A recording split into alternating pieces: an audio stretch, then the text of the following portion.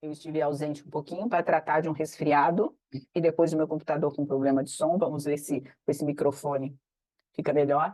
Hoje nós vamos falar sobre magia e vibração. No vídeo anterior, nós falamos sobre a magia negra, como que se faz a magia negra. E agora ele vem falar sobre a magia em si, essa energia poderosa da magia e também a vibração.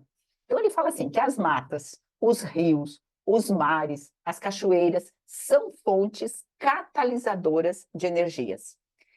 As vibrações cósmicas dos orixás, e não tem como aqui nós não falarmos de orixás, nós falarmos de Exu, não falarmos de elementais, porque lembre-se que o livro é Apometria e Umbanda, então os orixás vão estar presentes aqui. Então ele fala assim, que as vibrações cósmicas que são emanadas dos diversos orixás são recepcionados nesses locais, nos rios, nas cachoeiras, nas matas, e são intensificadas pelos espíritos da natureza responsáveis pela manipulação dessas energias. Então, nós temos essas naturezas diversas, nós temos os espíritos da natureza que ali vivem, convivem, nós temos as vibrações cósmicas dos orixás, que emanam suas vibrações, e esses locais da natureza funcionam como catalisadores. Esses espíritos da natureza que estão lá, eles vão recepcionar essas energias, essas vibrações e intensificar com o trabalho deles. Então, esses espíritos da natureza, eles vivem nessas energias elementais. Quem são esses espíritos da natureza? São os gnomos, os duendes, os silfos, as ondinas, as salamandras. Quem trabalha com apometria se utiliza desses espíritos da natureza para como auxiliar nos trabalhos. Então, ele diz assim, que os médiuns magistas, né, ou seja, os médiuns que se utilizam da magia, manipulam estas concentrações vibratórias com o auxílio da boa espiritualidade, sempre para o bem e para a cura. Mas, um alerta, ocorre, entretanto, e ele chama a atenção disso, que os homens distorceram esses encantamentos e as magias da cura e as manipulam em conluio com as sombras, com os fins egoísticos. Vamos traduzir? Quem são esses homens que distorcem os encantamentos e as magias da cura? Os feiticeiros, os homens aqui encarnados, eu não vou usar o termo macumbeiros, né? Porque eu acho que seria um preconceito, porque se nós formos falar de macumba, na sua etimologia, não seria algo negativo.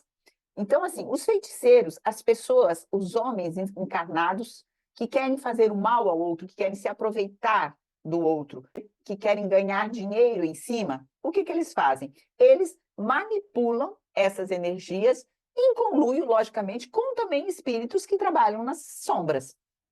Com que finalidade? De prejudicar o outro, com que finalidade? Geralmente, no lado da espiritualidade, das sombras, para angariar energia, no lado humano, para angariar recursos, dinheiro. Então, assim, a partir da interferência mental maléfica, escravizam os espíritos da natureza e tens aí a mais pérfida magia negra instalada na Terra desde os tempos de Atlântida. Nós sabemos, creio que vocês também sabem, que os espíritos da natureza, eles não têm o senso eles são puros em si, eles não têm o senso do bem e do mal, e que eles obedecem àquele que está numa escala hierárquica superior. Então, eles podem sim ser utilizados para fazer o mal, eles são escravizados mesmo.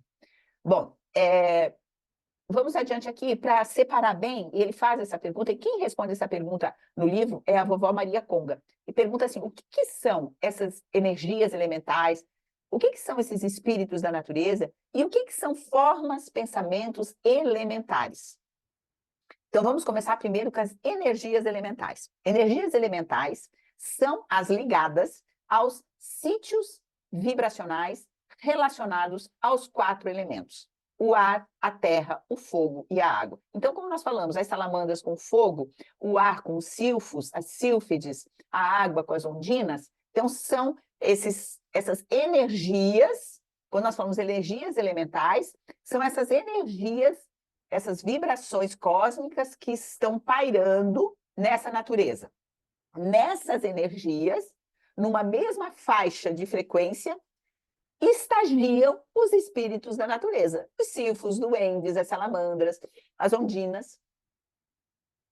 E, erroneamente, nós confundimos esses espíritos da natureza com a própria energia elemental. Então, conseguiram fazer a diferença? O que é energia elemental e o que são os espíritos da natureza? Que eles manipulam essas energias elementais, e essa energia elemental, ela é oriunda da vibração cósmica dos orixás, e esses espíritos da natureza, então, eles intensificam essa energia elemental.